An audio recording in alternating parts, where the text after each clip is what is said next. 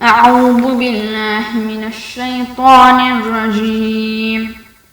إنا عرضنا الأمانة على السماوات والأرض والجبال فأبين أن يحملنها وأشفقن منها وحملها الإنسان إنه كان ظلوما جهولا.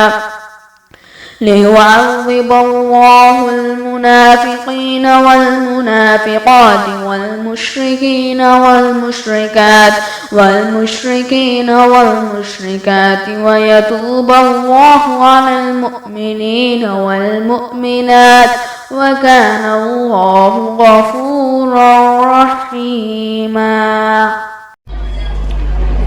إن الحمد لله نحمده ونستعينه ونستغفره ونعوذ بالله من شرور أنفسنا وسيئات أعمالنا. من يهده الله فلا مضل له ومن يضلل فلا هادي له. وأشهد أن لا إله إلا الله وحده لا شريك له وأشهد أن محمدا عبده ورسوله. يا أيها الذين آمنوا اتقوا الله حق تقاته ولا تموتن إلا وأنتم مسلمون. يا أيها الناس اتقوا ربكم الذي خلقكم من نفس واحدة وخلق منها زوجها وبث منهما رجالا كثيرا ونساء واتقوا الله الذي تساءلون به والأرحام إن الله كان عليكم رقيبا. يا أيها الذين آمنوا اتقوا الله وقولوا قولا سديدا يصلح لكم أعمالكم ويغفر لكم ذنوبكم ومن يطع الله ورسوله فقد فاز فوزا عظيما. أما بعد فإن أصدق الحديث كتاب الله وخير الهدي هدي محمد صلى الله عليه وسلم وشر الأمور محدثاتها وكل محدثة بدعة وكل بدعة ضلالة وكل ضلالة في النار. எல்லாம் வல்ல அல்லாஹ் ஜல்ல ஷானஹு வ தஆலாவை புகழ்ந்து இறுதி தூதர் முஹம்மது முஸ்தபா ஸல்லல்லாஹு அலைஹி வஸல்லம் அவர்கள் மீது ஸலவாத்தும் சலாமும் கூறிய பின்னால், கண்ணியத்திற்குரிய தாய்மார்களே, சகோதர சகோதரிகளே, அல்லாஹ் ஜல்ல ஷானஹு வ தஆலாவுடைய பேரருளால் இந்த இடத்திலே ஒரு தூய்மையான நோக்கத்தோடு ஏற்பாடு செய்யப்பட்ட கல்வி நிகழ்ச்சியிலே கலந்து அதிலிருந்து பல பயன்களை அடைந்த நிலையில் இன்று அதனுடைய இறுதி நிகழ்விலே நாம் எல்லோரும் கலந்தவர்களாக இருந்து கொண்டிருக்கின்றோம். இந்த கோடைகால விடுமுறை ஆரம்பிக்கக்கூடிய சந்தர்ப்பத்திலே பொழுதுபோக்குகள் தொடர்பாக இஸ்லாம் என்ன வழிகளை காண்பிக்கிறது என்பது தொடர்பாக உங்களுக்கு சில தகவல்களை நினைவூட்டலாம் என்று ஆசைப்படுகின்றேன். அன்புள்ள சகோதர சகோதரிகளே, இஸ்லாம் அல்லாஹ்விடமிருந்து வந்த ஒரு வாழ்க்கை நெறி என்பதை நாம் எல்லோரும் ஈமான் கொண்டிருக்கிறோம். அல்லாஹ்விடத்தில் அங்கீகரிக்கப்பட்ட தீனாக இஸ்லாம் தான் இருந்து கொண்டிருக்கிறது. இந்த இஸ்லாம் வாழ்க்கை நெறி என்ற அடிப்படையில் ஒரு மனிதன் பிறந்ததிலிருந்து மரணிக்கும் வரைக்கும் அவனுக்கு ஏற்படக்கூடிய அனைத்து பிரச்சனைகளுக்கும் அல்லது அவனுடைய வாழ்க்கையில் அவன் சந்திக்கக்கூடிய அனைத்து அம்சங்களுக்கும் வழிகாட்ட வேண்டும் என்பதுதான் அதை தீன் என்று அல்லாஹு தஆலா குறிப்பிட்டிருப்பதன் நோக்கமாக இருந்து கொண்டிருக்கிறது. இந்த மார்க்கத்தில் எதுவுமே விடப்படவில்லை, எல்லாமே நமக்கு சொல்லித்தரப்பட்டிருக்கிறது. இதை நாம் எல்லோரும் தெளிவாக நம்ப வேண்டிய கடமை நமக்கு இருக்கிறது. இந்த மார்க்கம் வெறுமனே பள்ளிவாசலோடு மாத்திரம் சுருங்கிவிடக்கூடிய சட்டங்களை நமக்கு சொல்லித்தரக்கூடியது அல்ல. இதில் எல்லா பிரச்சனைகளுக்கும் தீர்விருக்கிறது, எல்லா விஷயங்களுக்கும் வழிகாட்டல் இருக்கிறது. ஒரு முஸ்லிமுடைய முழு வாழ்க்கையுமே வணக்கமாக மாற வேண்டும் என்றால் அந்த முஸ்லிம் குர்ஆனும் ஹதீஸும் சொல்லக்கூடிய அமைப்பில் தன்னுடைய வாழ்க்கையை அமைத்து கொண்டால் நிச்சயமாக அவனுடைய முழு வாழ்க்கையும் வணக்கமாக மாறும் என்பதை நாம் எல்லோரும் புரிந்து கொண்டிருக்கிறோம். அன்புள்ள சகோதர சகோதரிகளே, இந்த அடிப்படையிலே தான் பொழுதுபோக்குகள் எவ்வாறு இருக்க வேண்டும் என்பதை பற்றியும் நமக்கு ஒரு தெளிவான பார்வை இஸ்லாத்தின் அடிப்படையில் இருக்க வேண்டும். ஏனென்றால் இஸ்லாத்தை புரிந்திருக்கிற அல்லது முஸ்லிமாக வாழ வேண்டும் என்று ஆசைப்படுகிற சில முஸ்லிம்கள் எல்லா சந்தர்ப்பங்களிலும் சீரியஸாகவே இருக்க விரும்புகிறார்கள். அவர்களுடைய வாழ்க்கையில் பொழுதுபோக்குகளோ அல்லது கேளிக்கைகளோ எதுவுமே இருக்க மாட்டாது, நகைச்சுவையோ எதுவுமே இருக்காது. எந்த நேரமும் அவர்கள் சீரியஸாகவே இருந்து கொண்டிருப்பார்கள். எந்த நேரமும் அல்லாஹுடைய தொடர்பில் இருக்கிறோம் என்ற பெயரில் தொழுவது, திக்ர் செய்வது, குர்ஆன் ஓதுவது, தஅவாவில் ஈடுபடுவது என்று அவர்கள் தங்களை இந்த எல்லைக்குள்ளேயே வரையறை செய்து அவர்களுடைய வாழ்க்கையின் முழு நோக்கமும் இதுவே என்ற ஒரு சிந்தனையோடு வாழ்ந்து கொண்டிருப்பார்கள். உண்மையில் இவ்வாறு இருப்பது சரியா என்று நாம் கேட்கிற போது இஸ்லாம் இதற்கு அழகான பதிலை தருகிறது. அதாவது நபிகள் நாயகம் ஸல்லல்லாஹு அலைஹி வஸல்லம் அவர்களுடைய காலத்தில் இவ்வாறு சில சஹாபாக்கள் இருக்க விரும்பினார்கள். அதற்கு ரசூலுல்லாஹி ஸல்லல்லாஹு அலைஹி வஸல்லம் அவர்கள் அனுமதி கொடுக்கவில்லை. உதாரணமாக, ஒரு நாள் நபிகள் நாயகம் ஸல்லல்லாஹு அலைஹி வஸல்லம் அவர்களுடைய வீட்டுக்கு 3 நபித்தோழர்கள் வருகிறார்கள். வீட்டிலே நபி ஸல்லல்லாஹு அலைஹி வஸல்லம் அவர்கள் இருக்கவில்லை. நபி அவர்களுடைய மனைவியிடம் அல்லாஹுடைய தூதரின் வணக்கங்கள் எப்படி இருக்கும் என்று கேட்கிறார்கள். இப்போ மனைவி நபி ஸல்லல்லாஹு அலைஹி வஸல்லம் அவர்களுடைய வணக்கத்தின் நிலைமையை எடுத்துச் சொல்கிறார்கள். அதை கேட்டுக்கொண்டிருந்த 3 பேரும் யோசிக்கிறார்கள், அல்லாஹுடைய தூதர் முன்பின் பாவங்கள் மன்னிக்கப்பட்டவர்கள். முன்பின் பாவங்கள் மன்னிக்கப்பட்ட ஒருவர் நிறைய அமல்கள் செய்ய வேண்டிய அவசியம் கிடையாது. அவர் கொஞ்சமாக அமல் செய்தாலே போதுமானது. எனவே நாம் தான் அதிகமாக அமல் செய்ய வேண்டும் என்று 3 பேரும் யோசிக்கிறார்கள். யோசித்து முடிவும் எடுக்கிறார்கள். ஒருவர் சொல்லுகிறார், இதற்கு பிறகு நான் இரவில் தூங்கப் போவதில்லை, இரவெல்லாம் நான் நின்று வணங்கப் போகிறேன் என்று சொல்கிறார். இரண்டாவது மனிதர் சொல்கிறார், இதற்கு பிறகு நான் பகலில் சாப்பிடப் போவதில்லை, பகலெல்லாம் நான் நோன்பிருக்கப் போகிறேன் என்கிறார். மூன்றாவது மனிதர் சொல்கிறார், அல்லாஹ்வை நெருங்குவதற்கு தடையாக இருப்பது குடும்பம்தான், எனவே நான் குடும்ப வாழ்க்கையில் இறங்காமல் திருமணம் முடிக்காமல் இப்படியே இருந்து அல்லாஹ்வை வணங்கப் போகிறேன் என்று சொல்கிறார். இந்த 3 பேரும் சீரியஸாக உலக வாழ்க்கையை கருதுகிறார்கள். அதாவது உலகத்தில் இருக்கும்போது எந்த நேரமும் அல்லாஹ் அல்லாஹ் என்ற நிலையில் இருக்க வேண்டும் என்று அவர்கள் முடிவெடுத்து விட்டு போகிறார்கள். நபிகள் நாயகம் ஸல்லல்லாஹு அலைஹி வஸல்லம் அவர்கள் வீட்டுக்கு வந்தபோது மனைவி இந்த செய்தியை அவர்களிடம் சொன்னார்கள். நபி ஸல்லல்லாஹு அலைஹி வஸல்லம் அவர்கள் மாஷா அல்லாஹ், அப்படியா, நல்ல தோழர்கள் என்று சொல்லவில்லை. மாறாக உடனே மஸ்ஜிதிற்கு வந்தார்கள். வந்தவர்கள் ஊரை ஒன்று சேர்க்கிறார்கள், ஊரை கூட்டுகிறார்கள். எல்லா சஹாபாக்களையும் பள்ளிவாசலுக்கு வர சொல்லி மஸ்ஜிதிலே அவர்கள் முன்னால் எழுந்து நிற்கிறார்கள். எழுந்து நின்று சொன்னார்கள், அமா இன்னி அக்ஷாக்கும் லில்லாஹி வ அத்காக்கும் லஹு, அறிந்து கொள்ளுங்கள், உங்கள் எல்லோரையும் விட அல்லாஹ்வை அதிகமாக அஞ்சி பயந்து வாழக்கூடியவன் நான் தான்.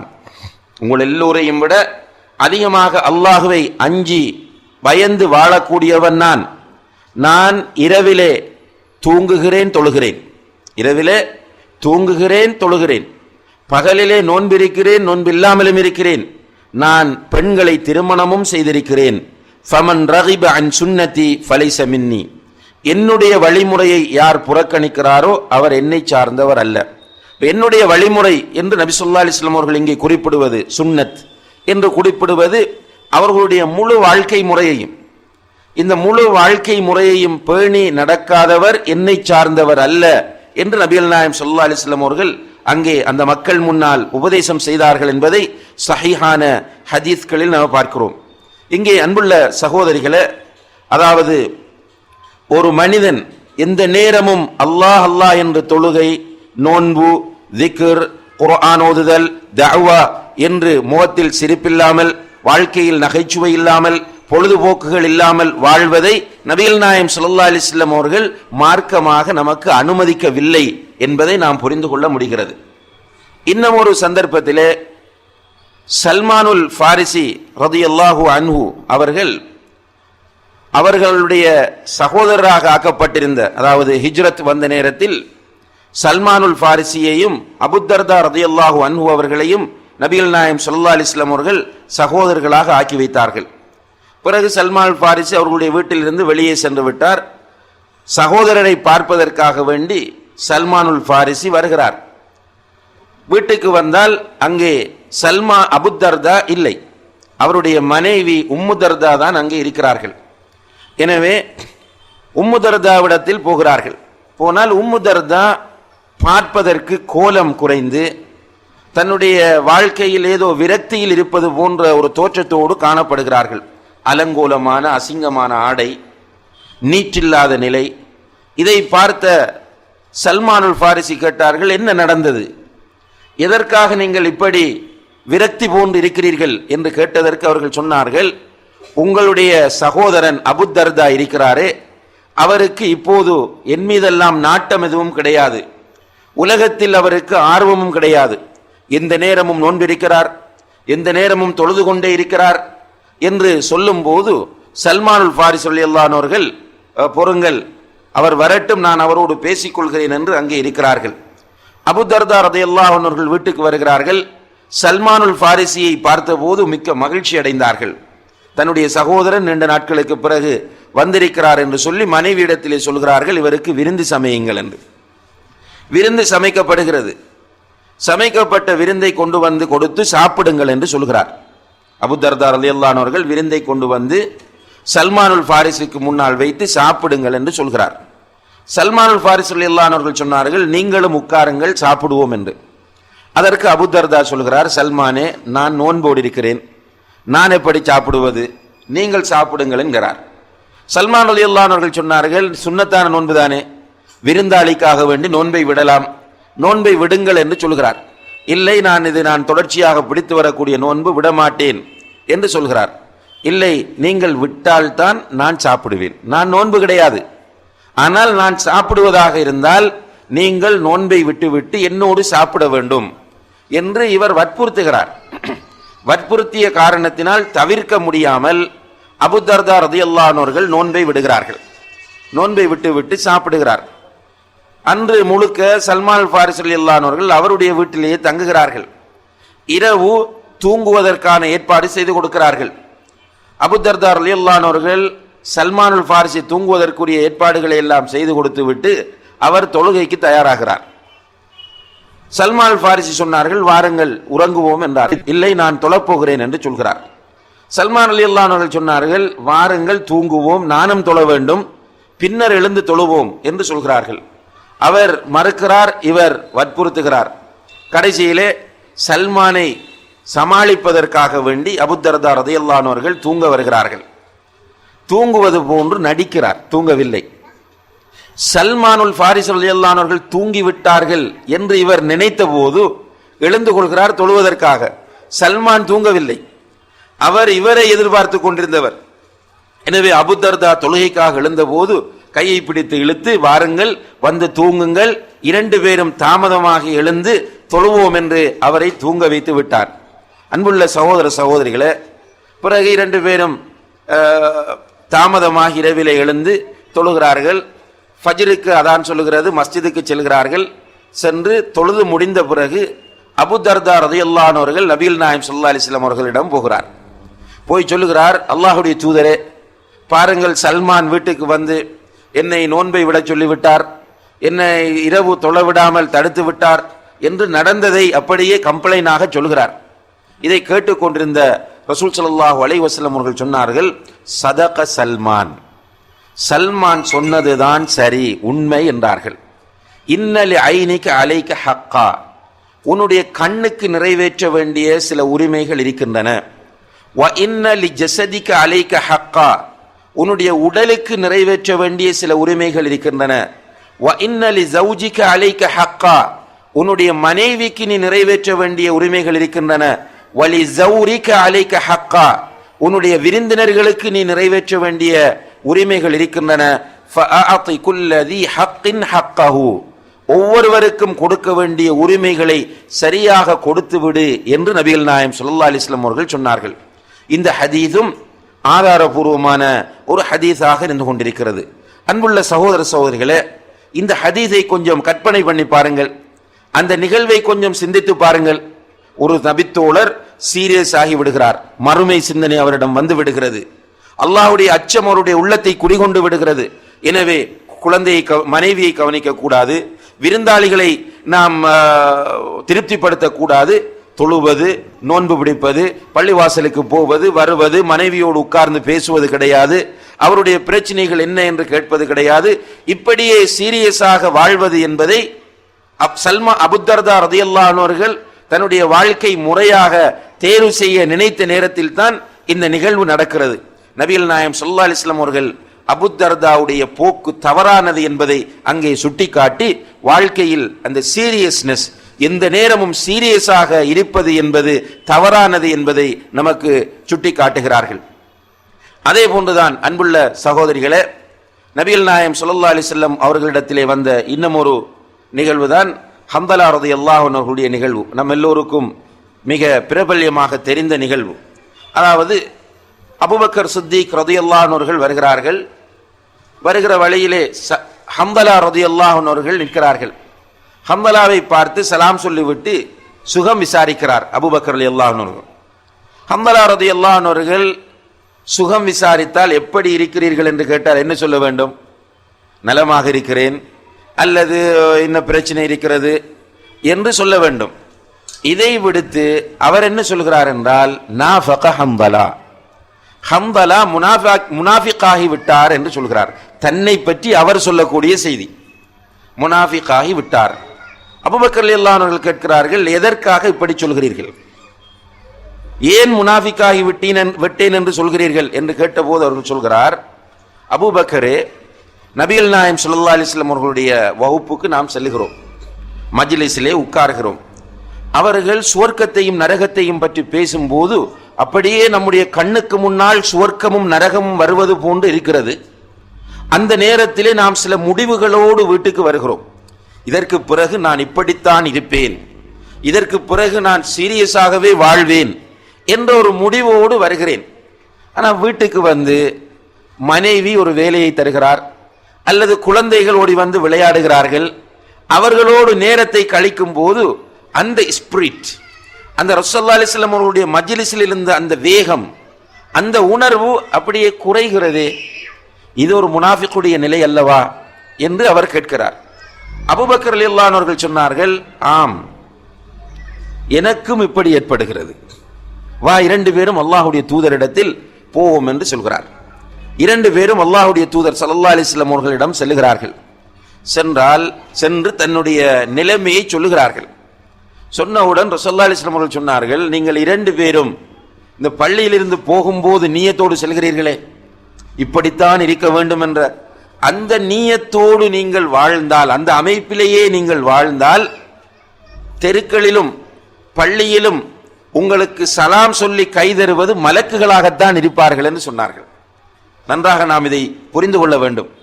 நீங்கள் இப்படியே இருந்தால் 100% சீரியஸாகவே உங்களுடைய வாழ்க்கையை நீங்கள் அமைத்து கொண்டால், உங்களுக்கு வீதிகளிலும் மஸ்ஜிதிலும் கைதருபவர்கள் யாரு? மலக்குகள் தான். ஏன் உங்களை போல இருக்க முடியும்? மலக்குகளால மாத்திரம்தான். நீங்கள் நினைப்பது போன்று 100% அல்லாஹ்வுடைய சட்டங்களை அப்படியே எடுத்து நடப்பது, 100% அல்லாஹ் தடை செய்தவைகளை அப்படியே தவிர்த்து கொள்வது, சிரிப்பு இல்லை, சந்தோஷம் இல்லை, என்டர்டைன்மெண்ட் இல்லை, எல்லோரோடும் கையை கொடுத்து அஸ்ஸலாமு அலைக்கும், ஈமானை பற்றி மாத்திரம்தான் பேசுவேன், பிள்ளைகளோடு உட்கார்ந்து பேசினால் பிள்ளைகளுக்கும் எல்லாமே பேசுவதெல்லாம் ஈமான் தான், வேறு எதுவுமே கிடையாது. இப்படி முழுக்க முழுக்க நீங்கள் இருந்தால் உங்களுக்கு கைதருபவர்கள் மலக்குகளாகத்தான் இருப்பார்கள் என்றால் நீங்கள் மலக்குகளுடைய ஸ்தானத்திற்கு சென்றால் தான் இப்படி இருக்கலாம் என்பதை சொல்லிவிட்டு அல்லாஹ்வுடைய தூதர் சொன்னார்கள், சாஅத்தன் ஃபஸாஅ. ஹம்தலாவே, எல்லாவற்றிற்கும் உரிய நேரம் இருக்கிறது, அதற்குரிய நேரத்தை அதற்கு கொடுங்கள். வீட்டுக்கு சென்றால் மனைவிக்கு கொடுக்க வேண்டிய நேரத்தை மனைவிக்கு கொடுங்கள், பிள்ளைகளுக்கு கொடுக்க வேண்டிய நேரத்தை பிள்ளைகளுக்கு கொடுங்கள், விசிட்டர்ஸுக்கு கொடுக்க வேண்டிய நேரத்தை விசிட்டர்ஸுக்கு கொடுங்கள் என்று நபிகள் நாயகம் ஸல்லல்லாஹு அலைஹி வஸல்லம் அவர்கள் சரியான மார்க்கத்தை நமக்கு காட்டி தருவதை நாம் இங்கே புரிந்து கொள்ள முடிகிறது. எனவே இந்த மூன்று சம்பவங்களில் இருந்தும் நாம் எப்படி இந்த உலகத்தில் வாழ்வது இஸ்லாம் என்பதை நபிகள் நாயகம் ஸல்லல்லாஹு அலைஹி வஸல்லம் அவர்கள் நமக்கு சொல்லித் தருகிறார்கள். அதே போன்றுதான் காரூன் இந்த உலகத்திலே மிகப்பெரிய செல்வந்தனாக இருந்தவன், உலகத்தில் மிகப்பெரிய வசதி படைத்தவனாக இருந்த ஒருவன் தான் காரூன். இந்த காரூனுக்கு அன்றிருந்த உலமாக்கள் உபதேசம் செய்யும் போது எப்படி உபதேசம் செய்தார்கள்? வப்தகி ஃபீமா ஆதாகல்லாஹு தாரல் ஆகிரா வலா தன்ஸ நஸீபக மினத் துன்யா. அல்லாஹ் கொடுத்ததிலிருந்து உன்னுடைய மறுமை வீட்டுக்கு நீ தேடிக்கொள். அல்லாஹ் உனக்கு தந்ததிலிருந்து மறுமை வீட்டுக்கு நீ தேடிக்கொள்.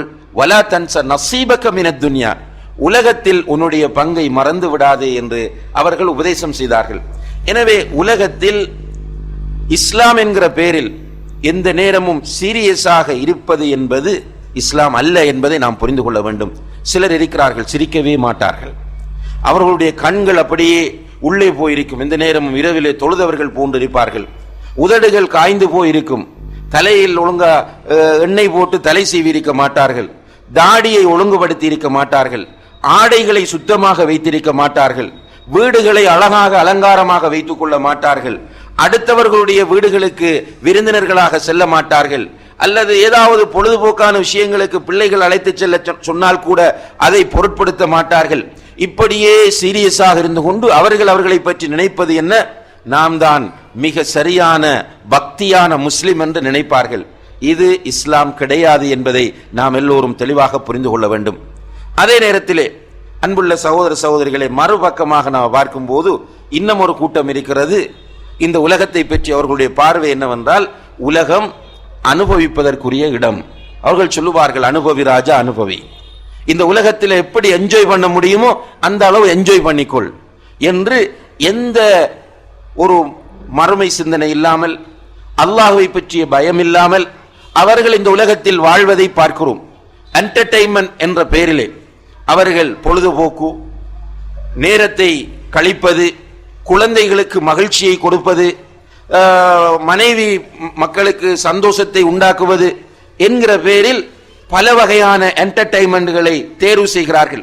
ஆனால் அந்த பொழுதுபோக்குகள், அந்த என்டர்டெயின்மெண்ட்கள் இஸ்லாமா என்று கேட்டால் இஸ்லாம் மிக வன்மையாக கண்டிக்கக்கூடிய பொழுதுபோக்குகள் தான் அவர்களுடைய வாழ்க்கையில் பொழுதுபோக்காக இருப்பதை பார்க்கிறோம். உதாரணமாக கூடுதலாக பெண்கள், அவர்களிடத்தில் உங்களுடைய பொழுதுபோக்கு என்ன என்று கேட்டால் முதலில் அவர்கள் விரும்பிய விரும்பாமலோ சொல்ல வேண்டிய உண்மை, எங்களுடைய பொழுதுபோக்கு டிவி பார்ப்பது. டிவியிலே தான் அவர்களுடைய அதிகமான நேரம் கழியும். டிவியிலே எதை பார்க்கிறார்கள்? ஒன்று சினிமா பார்ப்பார்கள், அல்லது டிராமா பார்ப்பார்கள், அல்லது அதில் வரக்கூடிய வேறு ஏதாவது ஒரு என்டர்டெயின்மெண்ட் நிகழ்ச்சியை பார்ப்பார்கள். டிவியை பொறுத்தவரையில் ஒரு சில நிகழ்ச்சிகள் தான் யூஸ்ஃபுல்லான நிகழ்ச்சியாக இருக்கும். அரசியல் கலந்துரையாடலாக இருக்கும், அல்லது கல்வி சம்பந்தமான நிகழ்ச்சியாக இருக்கும். இது அல்லாமல் மற்ற அனைத்துமே என்டர்டெயின்மெண்ட் தான். அந்த என்டர்டெயின்மெண்ட் இவர்கள் பொழுதுபோக்கு என்று அதற்கு முன்னால் உட்காருகிறார்கள். இப்படி பொழுதுபோக்கு என்று உட்காரக்கூடிய இந்த டிவியினால் வருகிற விபரீதங்களை பற்றி இவர்கள் சிந்திக்கவே இல்லை. சினிமா பார்ப்பதை பொறுத்தவரையில் அன்புள்ள சகோதர சகோதரிகள், இது ஹராமானது. இதற்கு நிறைய அடுக்கடுக்காக ஆதாரங்களை கொண்டு வந்து நிரூபித்தால் தான் நான் நம்புவேன் என்று சொல்ல வேண்டிய அவசியமே கிடையாது. ஏனென்றால் அந்த சினிமாவில் வரக்கூடிய காட்சிகள் அனைத்துமே நாம் பார்க்கக்கூடாத காட்சிகள். அல்லாஹு தஆலா குர்ஆனில் என்ன சொல்கிறான் என்றால், மூமினான ஆண்களை பார்த்து சொல்லுங்கள், மூமினான பெண்களை பார்த்து சொல்லுங்கள், அவர்கள் தங்களுடைய பார்வைகளை தாழ்த்தி கொள்ளட்டும் என்று. இப்போ மூமினான பெண்கள் ரசூலுல்லாஹி ஸல்லல்லாஹு அலைஹி வஸல்லம் காலத்தில் எப்படி இருந்தார்கள்? மறைக்க வேண்டிய அத்தனை பகுதிகளையும் சரியாக மறைத்திருந்தார்கள். மறைக்க வேண்டிய அத்தனை பகுதிகளையும் சரியாக மறைத்திருந்தார்கள். நபிகள் நாயகம் ஸல்லல்லாஹு அலைஹி வஸல்லம் அவர்களோடு இருந்ததனால் ஈமானின் உயர்ந்த நிலையிலும் அவர்கள் இருந்தார்கள். அப்படி இருந்த சஹாபாக்களுக்கு அல்லாஹ் என்ன சொல்கிறான், உங்களுடைய பார்வையை தாழ்த்துங்கள். இப்ப ஃபுல்லா ஹிஜாப் அணிஞ்சு கொண்டு வரக்கூடிய ஒரு பெண்ணை பார்க்காதே, அல்லது ஒரு ஆணை ஒரு பெண்ணாகிய நீ பார்க்காதே என்று இஸ்லாம் அப்போது சொல்கிறது. இன்றைக்கு சினிமாவில் வரக்கூடியவர்களுடைய நிலை என்ன?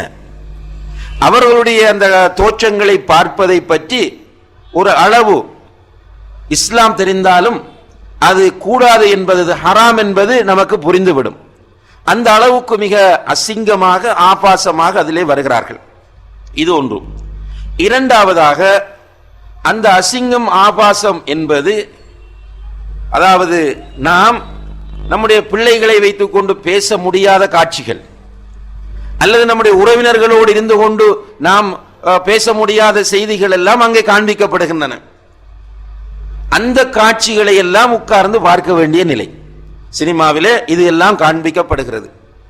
அதே போன்று சினிமாவை பொறுத்தவரையில் அதிலே காண்பிக்கப்படக்கூடிய இசை, அந்த இசை நிச்சயமாக நம்முடைய உள்ளங்களில் நிஃபாக்கை உண்டு பண்ணும். சஹாபாக்கள் குறிப்பிட்டது போன்று இந்த சினிமாவில் வரக்கூடிய இசை நிச்சயமாக நம்முடைய உள்ளங்களில் நிஃபாக்கை உண்டு பண்ணும். அதே போன்று அதை நாம் ஹலாலாக்கி உட்காருகிறோம் என்றால் அதனுடைய நிலை ஆபத்தானது. ரசூலுல்லாஹி அலைஹி வஸல்லம் அவர்கள் சொல்லுகிறார்கள், பின்னால் ஒரு கூட்டம் வருவார்கள், அவர்கள் இஸ்தஹில்லூனல் ஹிர வல் ஹரீர், அவர்கள் இசைக்கருவி விபச்சாரத்தையும் பட்டையும் வல் மஆசிஃப் இசைக்கருவிகளையும் ஹலாலாக்கி கொள்வார்கள்.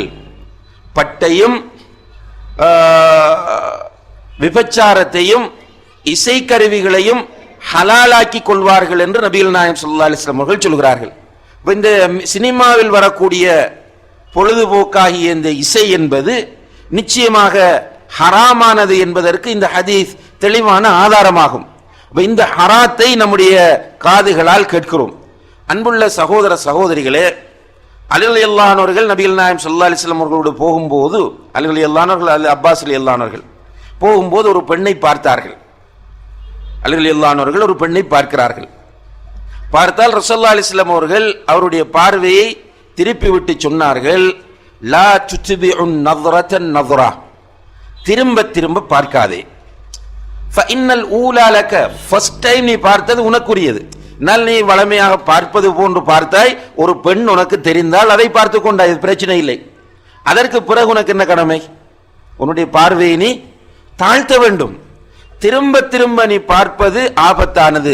ஃபஇன்னன் நظரா சஹ்மும் மின் சிஹாமி இப்லீஸ் அவ் கமா قال ஸல்லல்லாஹு அலைஹி வஸல்லம், இந்த பார்வை என்பது இப்லீசுடைய அம்புகளில் ஒன்று என்று சொன்னார்கள். பார்வை இப்லீசுடைய அம்புகளில் ஒன்று. அதே போன்று அல்லாஹ்வுடைய தூதர் சொன்னார்கள், அல் ஐனானி தஸ்னியான், இரண்டு கண்களும் விபச்சாரம் செய்கின்றன. வஸினாஹுமா அன்-நظர், கண் விபச்சாரமா? கண்ணால் எப்படி விபச்சாரம் செய்வது என்று கேட்டதற்கு ரசூலுல்லாஹி அலைஹி வஸல்லம் அவர்கள் சொன்னார்கள், பார்ப்பதுதான் கண்ணால் செய்யக்கூடிய விபச்சாரம் என்று சொன்னார்கள்.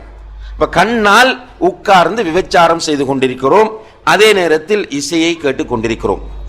இந்த இடத்தில் அன்புள்ள சகோதரிகளே சகோதரர்களே, மலக்குகள் வருவார்களா? இப்படி ஒரு அசிங்கமான குப்பையான இடத்தில் மலக்குகள் வருவார்களா என்று கேட்டால் நிச்சயமாக வரமாட்டார்கள். இப்ப நம்முடைய வீடுகளின் நிலைகளை எடுத்து பாருங்கள். இன்றைக்கு எல்லா வீடுகளிலும், ஒரு சில வீடுகளை தவிர எல்லா வீடுகளிலும் இந்த டிவி மிக உயர்ந்த சத்தத்தோடு போடப்பட்டிருக்கிறது. எந்த நேரம் போனாலும் டிவிக்கு முன்னால யாரும் கிடையாது. சில வீடுகள்ல டிவி ஹால்ல ஓடிக்கொண்டே இருக்கிறது, ஆன் ஆகிக்கொண்டே இருக்கிறது, யாரும் இல்லை. ஆனால் சத்தமிட்டு சினிமா படமும் டிராமாவும் இசையும் போய்கொண்டே இருக்கிறது. நமக்கு இன்றைக்கு என்ன தேவை? உண்மையிலே நமக்கு மிக அதிகமாக இன்று தேவைப்படுவது மன அமைதி. வீட்டிலே அமைதி நிம்மதி தேவை.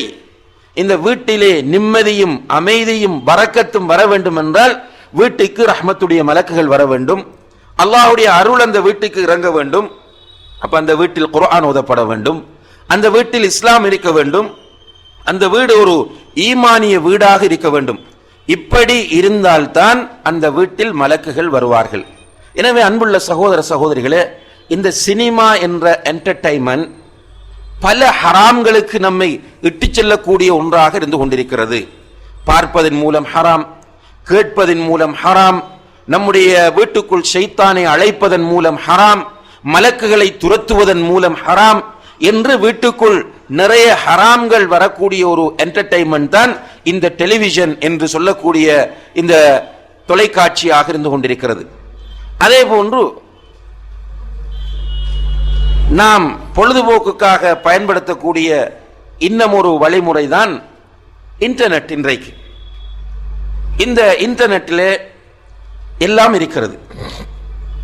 2 துருவங்களை கொண்டதாக, 2 பகுதிகளை கொண்டதாக இந்த இன்டர்நெட் என்ற என்டர்டைன்மெண்ட் இருக்கிறது, பொழுதுபோக்கு.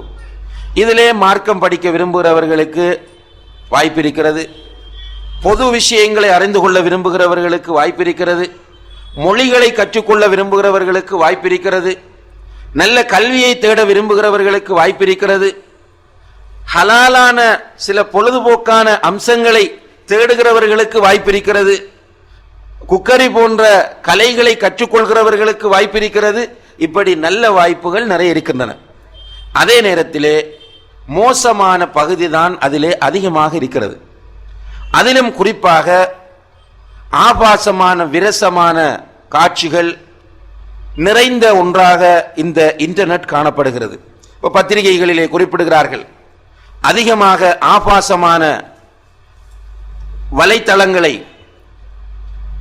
தரிசித்தவர்கள், விசிட் பண்ணியவர்கள் ஆசிய நாடுகளில் உள்ளவர்கள் தான். அதிலும் இந்தியா போன்ற நாடுகளில், இந்தியா இலங்கை போன்ற நாடுகளிலே தான் இன்னும் அதிகமாக அந்த வலைத்தளங்கள் பார்க்கப்பட்டிருக்கின்றன என்று அறிக்கைகள், ஆய்வுகள் கூறிக்கொண்டிருக்கின்றன. இப்படி அசிங்கமான ஆபாசமானவற்றை அதில் பார்ப்பது, அல்லது வீட்டில் டிவியையும் வைத்துக்கொண்டு அதில் சினிமா பார்ப்பது, அதிலே போய் இசை கேட்பது என்று அதை பயன்படுத்துகிறவர்கள் இருக்கிறார்கள். இன்னும் சிலர் ஃபேஸ்புக் மூலம் பொழுதுபோக்குகிறார்கள். இந்த ஃபேஸ்புக் மூலம் பொழுதுபோக்கும் போது அதிலே பெரும்பாலும் இளைஞர்கள், பெண்கள், அதாவது இளைய பெண்கள் இந்த ஃபேஸ்புக்கிலே உட்கார்ந்து படங்களை, பாடல்களை ஷேர் பண்ணுவது, அல்லது ஆபாசமான காட்சிகளை ஷேர் பண்ணுவது, அல்லது தேவையில்லாத சட்டிங்கிலே ஈடுபடுவது என்று அவர்களுடைய பொழுதுபோக்கு அமைந்திருப்பதை நாம் பார்க்கிறோம். உண்மையிலே ஃபேஸ்புக்கில் நல்லது செய்வதற்கு நிறைய வாய்ப்பு இருக்கிறது. ஆனால் இன்றைக்கு ஃபேஸ்புக் நல்லதைத்தான் செய்கிறதா என்று கேட்டால் சிலர் சொல்லுவார்கள் FB, ஃபேஸ்புக்கை சுருக்கமா FB என்று சொல்வார்கள். FB என்பதற்கு ஃபேஸ்புக் என்று சொல்லாமல் ஃபித்னா புக் என்று சொல்வதுதான் பொருத்தம் என்று சொல்கிறார்கள். ஏனென்றால் ஃபேஸ்புக்கிலே பரப்பப்படுகிற பல செய்திகள், இஸ்லாத்தின் பெயரால் பரப்பப்படுவைகள் கூட ஃபித்னாவாக மாறிக்கொண்டிருப்பதை பார்க்கிறோம். ஒவ்வொருவரும் ஒவ்வொரு ஜமாத்தினுடைய பெயரை வைத்துக் கொண்டு, அல்லது ஒரு முஸ்லிம் பெயரோடு வந்து கொண்டு ஆளுக்கால் சண்டை செய்வதையும், அடுத்தவர்களுடைய குறைகளை துருவி துருவி ஆராய்வதையும், உறுதிப்படுத்தாத செய்திகளை அம்பலப்படுத்துவதையும் நாம் அதிலே பார்க்கக்கூடியதாக இருக்கிறது. இவர்கள் இறையச்சமற்ற மனிதர்கள். எனவே அவர்களுடைய பொழுதுபோக்கு ஹராமான முறையில் கழிந்து கொண்டிருப்பதை பார்க்கிறோம். நேரம் பொழுது போக்கு, பொழுது என்றால் நேரம், பொழுது என்பதற்குரிய கருத்து என்னென்றால் நேரம், போக்குதல் என்று சொன்னால் கழிப்பது. நேரத்தை கழிக்கிறார்கள். எப்படி கழிக்கிறார்கள்? பிரயோசனம் இல்லாத முறையில் இந்த ஃபேஸ்புக்கிலே நேரத்தை கழிக்கிறார்கள். இன்னும் சிலர் ஸ்கைப் என்று சொல்லக்கூடிய அந்த சாஃப்ட்வேரினூடாக அல்லது அந்த வசதியினூடாக தங்களுக்கென்று ஒரு கணக்கை திறந்து வைத்துக் கொண்டு எல்லோரோடும் சட் பண்ணுவது, எல்லோரோடும் பேசுவது. இதிலே சிலர் மிக மோசமான முறையில் பொழுதுபோக்குவார்கள். எப்படி பொழுதுபோக்குவார்கள் என்றால், பெண் பெயரில் தனக்கு ஒரு அக்கவுண்டை திறந்து கொள்வார்கள், பெண் போட்டோவை தன்னுடைய ப்ரொஃபைல் போட்டோவாக அறிமுகப்படுத்துவார்கள். யாராவது வந்தால் அவர்களோடு, பெண்களோடு அந்த பேசும்போது பெண்ணை போன்று பேசுவார்கள்.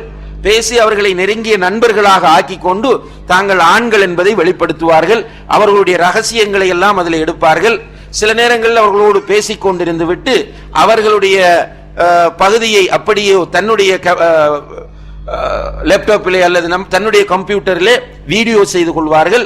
அதற்கு பிறகு பிளாக்மெயில் பண்ணுவார்கள். தேவையில்லாத அசிங்கமான விஷயங்களுக்கு அதை பயன்படுத்துவார்கள் என்ற நிலையில் இந்த ஸ்கைப்பை பயன்படுத்துகிறவர்களையும் நாம் பார்க்கிறோம். இப்படி இன்டர்நெட் ஊடாக தங்களுடைய நேரத்தை வீணாக கழித்து கொண்டு பொழுதுபோக்குகிறோம், எங்களுடைய பொழுது கழிந்து கொண்டிருக்கிறது என்று எண்ணிக்கொண்டிருக்கிற மக்களை பார்க்கிறோம். அதே போன்று பொழுதை பயன்படுத்துவதற்காக வேண்டி, அந்த பொழுதை கழிப்பதற்காக வேண்டி வெளியே சுற்றுகிற மக்களை பார்க்கிறோம். வெளியே எங்க போறாங்கன்னு கேட்டால் ஒரு அரட்டை அரங்கம். இப்ப நம்ம பார்க்கிறோம், பெருநாள் தினங்கள்ல அரட்டை அரங்கம் நடக்குது. அதாவது இந்துக்களுடைய பெருநாள் தினங்களில் அங்க அரட்டை அரங்கத்தில் ஹிஜாப் அணிந்துட்டு தாடி வைத்து கொண்டு தொப்பியோடு போய் அந்த கூட்டத்திலே உட்கார்ந்திருப்பதை பார்க்கிறோம். அன்புள்ள சகோதர சகோதரிகளே, அரட்டை அரங்கம் போன்ற என்டர்டைன்மெண்ட்ஸ் அது சாதாரணமாக பார்ப்பது என்பதை பொறுத்தவரையில் இஸ்லாம் அதை தடை செய்யவில்லை. அதை நான் பின்னால் உங்களுக்கு சொல்லுவேன். வரையறைகளோடு அதை பார்ப்பதை இஸ்லாம் நமக்கு தடை செய்யவில்லை. ஆனால் அந்த இடத்திற்கு செல்வது என்பது நிச்சயமாக நமக்கு அனுமதிக்கப்படாத ஒன்று. ஏனென்றால் என்ன நடக்கும் என்பது முதலில் நமக்கு தெரியாது. அந்த மேடையிலே என்ன நடக்கும்? பொய் சொல்லுவார்கள், அல்லது அந்த மேடையிலே பெண்கள் அரைகுறையாக வருவார்கள், சில நேரம் இசை பயன்படுத்துவார்கள், சீட்டிலே உட்காரும் போது நமக்கு பக்கத்திலே ஒரு அந்நிய ஆண் உட்காரக்கூடிய நிலை உருவாகும். இப்படி நிறைய ஃபித்னாக்களோடு சேர்த்து பிரதானமாக தொழுகையுடைய நேரம் வந்தால் கூட புரியாமல் அந்த இடத்திலே அமர்ந்திருக்க வேண்டிய ஒரு நிலை உருவாகும். இப்படியான இடங்களுக்கு பொழுதுபோக்கு என்று போகிற நிலையை பார்க்கிறோம். அதே போன்று இசை நிகழ்ச்சிகளுக்கு பொழுதுபோக்கு என்று போய்கொண்டிருக்கிற காட்சிகளை பார்க்கிறோம். அதே போல பீச்சுக்கு போவார்கள். பீச்சுக்கு பொழுதுபோக்காக போவது அனுமதிக்கப்பட்டது. ஆனால் அந்த இடம் பாதுகாப்பான இடமாக இருக்க வேண்டும். பீச்சுக்கு போனால் பீச்சில் என்ன இருக்கு? பீச்சில் தெளிவாக ஃபித்னா, லைவாக ஃபித்னா நடந்து கொண்டிருக்கிறது. அந்த ஃபித்னாவை நாம் கணவன் மனைவி ஓரளவு பரவாயில்லை என்று சொன்னாலும் பிள்ளைகளையும் அழைத்து கொண்டு அந்த காட்சிகளை அவர்களுடைய பிஞ்சு மனங்களிலே பதிவு செய்கிறோம். நமக்கு பொருட்டே இல்லை, நம்ம நினைக்கிறோம் சிம்பிளாக. ஆனால் நம்மை நாம் எட்டி பார்க்க வேண்டும். சிறிய வயதில் நம்முடைய மனங்களில் பதிந்த காட்சிகள் எப்படி அழிக்க முடியாத காட்சிகளாக பதிந்திருக்கின்றனவோ அதுபோன்றுதான் இந்த பிஞ்சு மனங்களிலும் அந்த காட்சிகள் பதியும். அந்த பிஞ்சு உள்ளங்கள் வழிகடுவதற்கு அது ஒரு காரணமாக அமையும் என்பதை சிந்திக்காமல் இப்படி ஆண்களும் பெண்களும் எல்லை இல்லாமல் வரையறைகள் இல்லாமல் ஒன்று சேரக்கூடிய பீச் என்றும் பார்க் என்றும் பொழுதுபோக்காக போறாங்க. இன்னும் சிலர் எடுத்துக்கிட்டால் கிளப்புகளுக்கு போறவங்க இருக்கிறாங்க. கொஞ்சம் அவங்களுடைய பொருளாதார வசதிகள் இருந்தால் ஹோட்டல்கள்ல, 5 ஸ்டார் ஹோட்டல்கள்ல அல்ல 3 ஸ்டார் ஹோட்டல்கள்ல நைட் கிளப் இருக்கும். அந்த நைட் கிளப்புக்கு மனைவி அழைத்து கொண்டு செல்கிறவர்கள் இருக்கிறார்கள். அல்லது அவர்களுக்கு என்று சில கிளப்புகள் இருக்கும். அந்த கிளப்புகளில் ஒன்று சேர்வார்கள், அங்கு குடும்பத்தை அழைத்து செல்வார்கள். இப்படி பொழுதுபோக்கு என்கிற பெயரில் ஹராமான முறையில் தங்களுடைய பொழுதுகளை போக்கிக் கொண்டிருக்கிற ஒரு பெருங்கூட்டத்தை நாம் பார்த்து கொண்டிருக்கிறோம். அன்புள்ள சகோதர சகோதரிகளே, பொழுது என்பது மிக பெருமதியானது. பொழுது என்பது முஸ்லிமை பொறுத்தவரையில் மிக பெருமதியானது. அல்லாஹு தஆலா பொழுதின் மீது சத்தியம் செய்கிறான். பல பொழுது என்றால் காலம், காலத்தின் ஒவ்வொரு நிலையிலும் அல்லாஹ் சத்தியம் செய்கிறான். வல் ஃபஜ்ர் என்று அதிகாலையில் சத்தியம் செய்கிறான். வல் லைல் என்று இரவில் சத்தியம் செய்கிறான். வல் லுஹா என்று துஹா நேரத்தில் சத்தியம் செய்கிறான். வன் நஹார் என்று பகல் நேரத்தில் சத்தியம் செய்கிறான். வல் அஸ்ர் என்று மாலை நேரத்தில் சத்தியம் செய்கிறான். அதிகாலையில், துஹா நேரத்தில், பகல் வேளையில், அதே போன்று மாலையில், இரவில் என்று காலத்தின் ஒவ்வொரு நிலையிலும் அல்லாஹு தஆலா சத்தியம் செய்வதன் மூலம் எதை நமக்கு உணர்த்துகிறான்? காலம் புனிதமானது, காலம் முக்கியமானது என்பதை அல்லாஹு தஆலா நமக்கு உணர்த்துகிறான். இந்த காலத்தை பற்றி மறுமையில் விசேடமான 2 கேள்விகள் இருக்கின்றன. நபிகள் நாயகம் ஸல்லல்லாஹு அலைஹி வஸல்லம் அவர்கள் சொல்கிறார்கள், லன் தஸூல கதம அப்தின் ஹத்தா யுஸ்அல அன் அர்பா. 4 விஷயங்களை பற்றி ஒரு மனிதனிடம் விசாரிக்கப்படாமல் அவனுடைய பாதம் மஹ்ஷரில் அசைக்கப்பட மாட்டாது என்று சொன்னார்கள். அந்த 4 கேள்விகளில் 2 காலத்தை பற்றியது. ஒன்று அன் உம்ரிஹி ஃபீமா அஃப்னா, உன்னுடைய ஆயுளை எப்படி கழித்தாய் என்று அல்லாஹ் கேட்க போகிறான். என்னிடம், உங்களிடம், எல்லோரிடமும், இந்த உலகத்தில் வாழ்ந்த அத்தனை மனிதர்களிடமும் அல்லாஹ் கேட்க போகிறான், உன்னுடைய ஆயுளை நீ எப்படி கழித்தாய். 2வது கேள்வி வஅன் ஷபாபிஹி ஃபீமா அப்லா, உன்னுடைய வாலிபத்தை நீ எப்படி கழித்தாய். இந்த 2மே காலத்தோடு தொடர்பான கேள்விகள். இந்த 2 கேள்விகளையும் அல்லாஹ்வுடைய தூதர் நமக்கு சொல்லித் தருவதன் மூலம் நமக்கு உணர்த்துவது காலம் என்பது பொன்னானது, காலம் என்பது மிக பெருமதியானது, அதாவது பொழுது மிக பெருமதியானது என்பதை அல்லாஹ்வுடைய தூதர் நமக்கு உணர்த்துகிறார்கள். இப்ப பொன்னானது என்பதை கூட இஸ்லாம் ஏற்றுக்கொள்ளவில்லை. காலம் பொன்னானது என்பது கூட இஸ்லாத்தின் பார்வையில் தப்பானது. ஏனென்றால் பொன் தவறி போனால் மீளப்பெறலாம், காலம் தவறி போனால் மீளப்பெற முடியாது.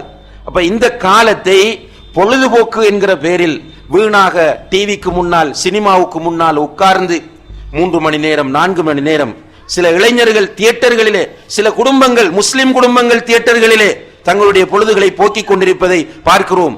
இவர்கள் எல்லோரும் அல்லாஹ்வை பயந்து கொள்ள வேண்டும். அந்த நிமிடத்தில் இவர்களுக்கு மரணம் வந்துவிட்டால் தியேட்டரில் வைத்து அல்லது இந்த ஜாஹிலியத்தான கிளப்புகளில் வைத்து அல்லது சினிமா பார்த்து கொண்டிருக்கும் போது அல்லது இன்டர்நெட்டிலே ஆபாசத்தையும் விரசத்தையும் குப்பைகளையும் பார்த்து கொண்டிருக்கும் போது அல்லது ஸ்கைப்பிலே ஒரு அந்நிய ஆணோடு அல்லது அந்நிய பெண்ணோடு அசிங்கமாக பேசிக் கொண்டிருக்கக்கூடிய நேரத்திலே அல்லது காதிலே இயர்போனை போட்டு இசையை கேட்டுக் கொண்டிருக்கக்கூடிய நேரத்திலே நம்முடைய உயிர் போகாது என்று சொல்வதற்கு யாருக்கு முடியாது. அந்த நேரத்தில் நம்முடைய உயிர் போனால் என்று ஒவ்வொருவரும் சிந்திக்க வேண்டும். சிந்தித்து இப்படியான ஜாஹிலியத்தான களியாட்டங்களிலிருந்து, ஜாஹிலியத்தான பொழுதுபோக்குகளிலிருந்து, இஸ்லாம் தடை செய்த பொழுதுபோக்குகளிலிருந்து நம்மை நாம் பாதுகாத்துக் கொள்ள வேண்டும். ஆக அன்புள்ள சகோதர சகோதரிகளே, ஒரு கூட்டம் ஈமான் தக்குவா என்கிற பெயரில் சீரியஸாகவே வாழ்ந்து கொண்டிருக்கிறது. அந்த கூட்டத்திடத்தில் சிரிப்பு கிடையாது. யாராவது ஜோக் அடித்து விட்டால் அவர் தாவாவுக்கு தகுதியானவர் கிடையாது சொல்லுவாங்க. ஒரு மௌலவி ஒரு தாய் உட்கார்ந்து ஜோக் என்று சொல்லிட்டால், இவர பயானத்தை கேட்டோம், பயான் பண்ணும்போது அழுதார், இப்ப சிரிக்கிறார், இப்ப ஜோக் அடிக்கிறார் என்று இதை ஒரு முரண்பாடான நிலையாக பார்க்கிறார்கள் அந்த மக்கள். இது தவறானது. அதே போன்று அதைவிட மிக மோசமானது பொழுதுகளை, நேரங்களை, காலத்தை ஹராமான வழிகளில், ஜாஹிலியத்தான வழிகளில், அல்லாஹுக்கு கோபமூட்டக்கூடிய வழிகளில், நரகத்திற்கு இட்டுச் செல்லக்கூடிய வழிகளில் காலத்தை கழிப்பதும் பொழுதை போக்குவதும் ஹராமானது என்பதை நாம் புரிந்து கொள்ள வேண்டும். இரண்டுமே தவறானது. இடையிலே அல்லாஹ்வுடைய தூதர் அழகான ஒரு வழியை நமக்கு காட்டித் தருகிறார்கள். அவர்கள் நமக்கு சொல்லித் தருகிற போதனை, ரவ்விஉ குலூபக்கும் சாஅத்தன் சாஅ, உங்களுடைய உள்ளத்திற்கு அடிக்கடி ஓய்வு கொடுங்கள் என்றார்கள். மனிதன் அவனிலே இருக்கக்கூடிய ஆன்மா அல்லது அவனுடைய நப்ஸ், அதற்கு அவன் ஓய்வு கொடுக்க வேண்டும். அன்புள்ள சகோதர சகோதரிகளே, இன்றைக்கு நாம் எல்லோருமே மிகப்பெரிய மன அழுத்தத்தோடு வாழ்ந்து கொண்டிருக்கிறோம். ஏதோ ஒரு முறையில் நம்முடைய உள்ளங்களில் மன அழுத்தம் இருந்து கொண்டே இருக்கிறது. ஒன்று வாழ்க்கை அமையவில்லை என்கிற மன அழுத்தம், அல்லது குழந்தைகள் சரியாக அமையவில்லை என்கிற மன அழுத்தம், அல்லது நம்முடைய நண்பர்கள் சரியாக அமையவில்லை, அல்லது பிசினஸை அடிப்படையாக வைத்து, அல்லது நாம் வாழுகிற சூழலை அடிப்படையாக வைத்து, இப்படி பல வழிகளிலும் நமக்கு மன அழுத்தம். குறிப்பாக இந்த குளோபலைசேஷன் என்ற பூகோளமயமாக்கல் வேகமாக நடந்து கொண்டிருக்கக்கூடிய இந்த காலத்தில் நமக்கு நிறைய மன அழுத்தங்கள், மனச்சுமைகள். இப்படியான நேரத்தில் மனதிற்கு நமக்கு சுகம் தேவைப்படுகிறது, மனதுக்கு நமக்கு ஆறுதல் தேவைப்படுகிறது. இந்த சந்தர்ப்பத்தை வாய்ப்பாக வைத்து நிறைய பேர் பிசினஸ் செய்கிறார்கள், மனதுக்கு அமைதி கொடுப்பதற்கான பிசினஸ். இதை 2 கோணங்களிலே செய்கிறார்கள். ஏற்கனவே நம்ம சொன்ன மாதிரி ஜாஹிலியத்தான அல்லாஹ்வுக்கு பொருத்தமில்லாத முறைகளில் செய்யக்கூடிய ஒரு வகையான பிசினஸ், அதாவது அரட்டை அரங்கம் என்றும், இசை கச்சேரி என்றும், டிராமா என்றும், சினிமா என்றும், கிளப்புகள் என்றும் இப்படி மக்களை அழைத்து அவர்களுக்கு நிம்மதியை தருகிறோம் என்கிற பெயர். இன்னும் ஒரு பக்கம் மருத்துவம் என்கிற பெயரில் இந்த மன அழுத்தத்திற்கு மருந்து கொடுப்பதாக சொல்கிறார்கள். நிறைய மார்க்கெட்டிங் நடந்து கொண்டிருக்கிறது. மன அமைதிக்குரிய தெரப்பிகள் என்று பல தெரப்பிகளை அறிமுகப்படுத்தி இருக்கிறார்கள். இதற்காக வேண்டி சைக்காட்ரிஸ்டுகள், சைக்கோ தெரபிஸ்டுகள், கவுன்சிலர்கள் நிறைய வேலை செய்து கொண்டிருக்கிறார்கள். மக்களும் நிறைய அங்கே படையெடுத்து கொண்டிருக்கிறார்கள். மூன்றாவதாக சமயத்தின் பேரிலே, மதத்தின் பேரிலும் இந்த மன அமைதிக்குரிய நிறைய வேலைகள் நடந்து கொண்டிருக்கின்றன. எல்லா இடங்களிலும் மக்கள் சாரை சாரையாக சென்று வந்து கொண்டிருக்கிறார்கள். கபர்களுக்கு செல்கிறார்கள். என்னென்னு கேட்டால் மன அழுத்தம். அங்க போய் அங்க இருக்கக்கூடிய ஒரு ஆலிம் சாகிட்ட அல்லது அந்த இடத்தில் இருக்கக்கூடிய ஒரு ஹஸ்ரத்திட்ட உட்கார்ந்து அவர்கிட்ட ஓதி பார்ப்பது அல்லது அவர் செய்யக்கூடிய வேலைகளை ஏற்றுக்கொள்வது என்பதை பார்க்கிறோம். இன்னும் சில இப்படியான போலி மதகுருக்களை வீடுகளுக்கு அழைத்து நிறைய பேர் ஏமாந்து கொண்டிருப்பதையும் இந்த ஃபேஸ்புக் போன்ற வலைத்தளங்களில் நம்ம பார்க்கிறோம். வீட்டுக்கு கூப்பிட்டு அவர்களை உட்கார வைத்து அவர்களுடைய கால்களில் விழுவது, அவர்களுடைய அழுக்குகளை கழுவி குடிப்பது, அவர்களுடைய உமிழ் நீரை ஒரு பரக்கத்தாக ஆக்கிக் கொள்வது, இப்படியெல்லாம் நடப்பதையும் சில இப்படியான மிக மோசமான மதத்தின் பேரில் ஏமாற்றுகிற போலிகள் பெண்களை அவர்களுடைய காம இச்சைகளுக்கு உட்படுத்துவதையும் நாம் பார்க்கிறோம். இதெல்லாம் என்னென்றால் ஏன் அங்கே போய் விழுகிறார்கள் என்றால் மனதுக்கு நிம்மதி இல்லை, நிம்மதியை தேடி போகிறார்கள், கோயில்களுக்கு போகிறார்கள், சர்ச்சுகளுக்கு படையெடுக்கிறார்கள், சில குறிப்பிட்ட பெரியார்களிடம் செல்கிறார்கள். இப்படி மன அமைதியை தேடி உலகம் அலைந்து கொண்டிருப்பதை நாம் பார்க்கிறோம். இப்ப இந்த இடத்தில் இதற்கு இஸ்லாத்தில் எந்த தீர்வும் இல்லையா என்று கேட்டால், இஸ்லாம் அழகான வழிகளை நமக்கு மன அமைதிக்கு காண்பிக்கிறது. அதுல ஈமான், அமல் சாலிஹாத், இவைகளெல்லாம் மன அமைதிக்குரிய அடிப்படையான வழிகாட்டல்கள். அதை பற்றி நாம் வேறு சந்தர்ப்பங்களில் விரிவாக பேசியிருக்கிறோம். அதாவது ஈமான், அமல் சாலிஹாத், திக்ர் போன்ற, தொழுகை போன்ற அனைத்தும் மன அமைதிக்குரிய வழிகள். இது அல்லாமல் பிசிக்கலாக நாம் மனதிற்கு என்டர்டைன்மெண்ட்ஸ் மூலமும் பொழுதுபோக்குகள் மூலமும் அமைதியை கொடுப்பதற்கு இஸ்லாம் நமக்கு வழிகாட்டி இருக்கிறது என்பதை நாம் புரிந்து கொள்ள வேண்டும். உதாரணமாக ஜோக் அடிப்பது. ஜோக் பொறுத்தவரையில் ரசூலுல்லாஹி அலைஹி வஸல்லம் அவர்கள் எல்லை மீறாத, பொய் கலக்காத ஜோக்குகளை ரசூலுல்லாஹி அலைஹி வஸல்லம் அவர்கள் அனுமதித்திருக்கிறார்கள். சில சஹாபாக்கள் அதில் பேர் பெற்றும் இருந்தார்கள். அவர் உட்கார்ந்தால் ஏதாவது ஒரு செய்தியை சொல்லுவார், சிரித்துவிடும் சபை. ஒரு சந்தர்ப்பத்தில் ஒரு நபித்தோழர் அப்படி செய்யும் போது ரசூலுல்லாஹி அலைஹி வஸல்லம் அவர்கள் அவருடைய விழாவில் கிள்ளினார்கள். என்னால் இப்படி கடுமையாக சிரிப்பூட்டாதே என்று சொன்னார்கள். அந்த அளவுக்கு சிரிப்பூட்டக்கூடிய சஹாபாக்கள் இருந்திருக்கிறார்கள். நபிகள் நாயகம் ஸல்லல்லாஹு அலைஹி வஸல்லம் அவர்களும் சிரிப்பூட்டுவார்கள். உதாரணமாக ஒரு வயோதிப பெண்மணி அல்லாஹ்வுடைய தூதரிடத்தில் வந்து நான் சுவர்க்கம் செல்வேனா என்று கேட்டதற்கு ரசூலுல்லாஹி அலைஹி வஸல்லம் அவர்கள் சொன்னார்கள், இந்த கோலத்தில் நீ சுவர்க்கம் செல்ல மாட்டாய் என்ற கருத்தை சொன்னார்கள். அந்த பெண் அழுது கொண்டு திரும்பி செல்லும் போது அழைத்து சொன்னார்கள், நான் என்ன சொன்னேன் தெரியுமா? நீ சுவர்க்கம் போக மாட்டாய் என்று நான் சொல்லவில்லை, வயோதிபர்களாக யாரும் சுவர்க்கத்திற்கு போக மாட்டார்கள் என்பதைத்தான் சொன்னேன். சுவர்க்கத்திற்கு நுழையும் போது எல்லோரும் வாலிபர்களாகவே நுழைவார்கள். வந்து கேள்வி கேட்டவர் யாரு? வயோதிபர். எனவே வயோதிப நிலையில் ஒருவர் சுவர்க்கம் செல்ல மாட்டார் என்பதைத்தான் சொன்னேன். இது ஒரு ஜோக். ரசூலுல்லாஹி அலைஹி வஸல்லம் அவர்கள் அவர்களுக்கு தெரிந்த முறையில் அந்த ஜோக்கை சொல்லி இருக்கிறார்கள். அப்ப பொய் கலக்காத, அடுத்தவர்களுடைய மனதை புண்படுத்தாத ஜோக்குகள் சொல்வதில் மார்க்கம் நமக்கு அனுமதி தந்திருக்கிறது. ஆனால் இந்த அனுமதியின் போது அளவு மீறி சிரிப்பது என்பது தவிர்க்கப்பட வேண்டும் என்றால் நபி ஸல்லல்லாஹு அலைஹி வஸல்லம் அவர்கள் சொன்னார்கள், இய்யாக்கும் வ கஸரத்த வஹிக், அதிகமாக சிரிப்பதை நான் உங்களுக்கு எச்சரிக்கிறேன். புன்முறுவல் அல்ல, புன்முறுவல் என்பது வேறு, சிரிப்பு வேறு. இந்த வெடிச்சிரிப்பு, அதிகமாக சத்தமிட்டு சிரிப்பதை நான் உங்களுக்கு எச்சரிக்கை செய்கிறேன். ஃபஇன்ன கஸரத்த வஹிகி துமீதுல் கல்ப், அதிகமாக சத்தமிட்டு சிரிப்பது உள்ளத்தை சாகடிக்கும், மரணிக்க வைக்கும் என்று அல்லாஹ்வுடைய தூதர் சொன்னார்கள்.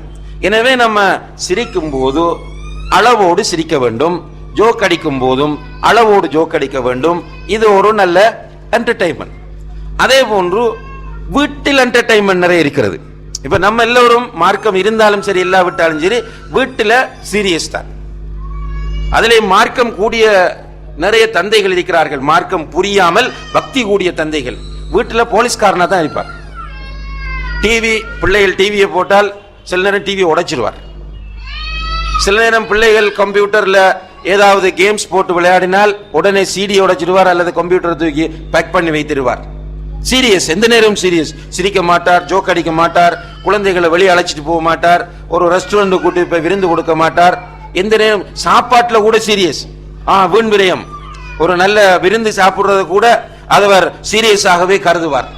இது இப்படி சாப்பிடக்கூடாது, இது வீண் விரயம், அல்லாஹ்வுக்கு இது பிடிக்காது, அப்படி என்று ஒரு வகையாக இஸ்லாத்தை தவறாக காண்பிக்கக்கூடிய நிலையில் இருப்பவர்களை பார்க்கிறோம். ஆனால் அல்லாஹ்வுடைய தூதர் வீட்டில் எப்படி என்டர்டைன் பண்ணினாங்க என்பதை நாம் பார்க்கும்போது, அன்புள்ள சகோதர சகோதரிகளே, ரசூலுல்லாஹி அலைஹி வஸல்லம் அவர்கள் தன்னுடைய வீட்டில் மிக மகிழ்ச்சியோடு இருந்திருப்பதை நாம் பார்க்கக்கூடியதாக இருக்கிறது. அதில் குறிப்பாக வீட்டிலே மனைவிமாரோடு அவர்கள் விளையாடுவார். மனைவிமாரோடு நபிகள் நாயகம் ஸல்லல்லாஹு அலைஹி வஸல்லம் அவர்கள் விளையாடுவார்கள். அன்னை ஆயிஷா ரலியல்லாஹு அன்ஹா அவர்கள் சொல்லுகிறார்கள், ஒரு நாள் அல்லாஹ்வுடைய தூதரும் நானும் வீட்டிலே இருக்கும்போது சௌதா ரலியல்லாஹு அன்ஹா அவர்கள் வந்தார்கள். வந்து சௌதா ரலியல்லாஹு அவர்களும் பக்கத்திலே உட்கார்ந்தார்கள். ரசூலுல்லாஹி அலைஹி வஸல்லம் அவர்கள் தன்னுடைய 2 கால்களையும் எங்களுடைய 2 பேருடைய மடியிலும் தூக்கி போட்டுக் கொண்டார்கள். என்னுடைய மடியில் ஒரு கால், சௌதாவுடைய மடியில் ஒரு கால் போட்டுக்கொண்டு பேசிக் கொண்டிருக்கிறோம். இப்படி பேசிக் கொண்டிருக்கும் போது நான் ஒரு சௌதாவுக்காக வேண்டி ஹரீரா என்று சொல்லக்கூடிய ஒரு உணவை சமைப்பதற்காக வேண்டி சென்று அந்த உணவை கொண்டு வந்து கொடுத்தேன். சௌதா ரலியல்லாஹு அன்ஹு அவர்களுக்கு பக்கத்தில் வைத்து சாப்பிடுங்கள் என்று சொன்னேன். சௌதா ரலியல்லாஹு அன்ஹு அவர்கள் சாப்பிட மாட்டேன் என்றார்கள். நான் சொன்னேன், நீங்க சாப்பிடத்தான் வேண்டும் என்று சொன்னேன். அவர் சொல்லுகிறார், இல்லை சாப்பிட மாட்டேன் என்கிறார். ஆயிஷா சொல்லுகிறார்கள், நீ சாப்பிடாவிட்டால் இந்த உணவை எடுத்து உன்னுடைய முகத்தில் பூசுவேன் என்று சொன்னார். அவர் பார்ப்போம் என்கிறார். ஆயிஷா உடனே எடுத்து உணவை முகத்தில் பூசி விடுகிறார். பூசினால் சௌதா ரலியல்லாஹு அன்ஹா அவர்களும் உணவை எடுத்து ஆயிஷாவுடைய முகத்தில் பூசுகிறார்கள். ரசூலுல்லாஹி அலைஹி வஸல்லம் அவர்களும் எடுத்து ஆயிஷாவுடைய முகத்தில் பூசுகிறார்கள். இப்போ உணவு ஒன்றை எடுத்து 3 பேரும் முகங்களில் பூசி வீட்டுக்குள் விளையாடுகிறார்கள். இப்படி இதுவரைக்கும் யாராவது வீட்டில் என்ஜாய் பண்ணிருப்பாங்களா? பெரிய என்டர்டைன்மெண்ட் எல்லாம் பேசுகிறோம், நம்முடைய வீட்டில் சீரியஸ். சொல்லு, கணவன் மனைவிட்டு கேட்கிறதா என்ன? இல்லை, ஆம், இல்லை, ரைட், கேள்விக்கு பதில், அல்லது அவர் கேட்பதற்குரிய ரெஸ்பான்ஸ், இவ்வளவுதான் வாழ்க்கை. அது மாதிரி பெண்களும் வீட்டில் அப்படி என்ஜாய் பண்ற அளவுக்கு கணவனிட்ட வராங்களான்னு கேட்டால் அவங்களும் சீரியஸாகவே இருக்கிறார். ஏதாவது ஒரு பிரச்சனையோடய டெய்லி இருப்பாங்க. அதாவது மச்சினிச்சியுடைய பிரச்சனை, மாமியாருடைய பிரச்சனை, அல்லது யாரோ ஒருவருடைய பிரச்சனை, இப்படி அவர்களும் பிரச்சனையோடு இருப்பார்கள். வீட்டில் என்டர்டெயின்மெண்டே கிடையாது. ரசூலுல்லாஹி அலைஹி வஸல்லம் அவர்கள் ஒரு சந்தர்ப்பத்தில் பள்ளிக்கு வெளியில சூடான்ல இருந்து வந்த ஒரு கூட்டம் ஒரு விளையாட்டு இதில் ஈடுபடுகிறார்கள். ஆயிஷா ரலியல்லாஹு அன்ஹா அவர்களை கூப்பிடுகிறார்கள். கூப்பிட்டு சொன்னார்கள், வாருங்கள், வந்து இந்த விளையாட்டை பாரு என்று சொல்லி அவர்கள் தன்னுடைய தோளால் அவரை மறைத்துக் கொள்கிறார்கள்.